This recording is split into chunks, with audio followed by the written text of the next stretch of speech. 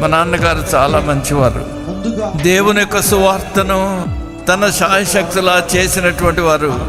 కొన్ని గ్రామాలు వెళితే రాళ్ళు వేసి కొట్టేవారు.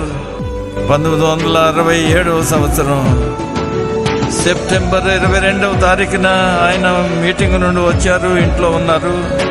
ఒక సహోదరుడు వచ్చాడు ప్రార్థన కోసం అని. మా నాన్నగారితో మాట్లాడుతూ తన బొడ్లో ఉన్నటువంటి కత్తిని తీసి మా నాన్నగారిని పొడిచాడు. నేను పెద్ద కేక విన్నా. అది 6 అడుగుల కోత.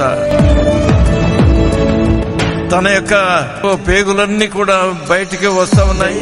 నాతో మా నాన్నగారు చెప్పినటువంటి మొట్టమొదటి మాట ఏమిటంటే, నన్ను పొడిచినటువంటి సహోదరుడు ఎక్కడున్నాడు, నేను అతన్ని క్షమించాను అన్నారు. మా ఆత్మను రక్షించుటకు హతసాక్షులు మీరయ్యారు. నీతి కిరీటము పొందుటకు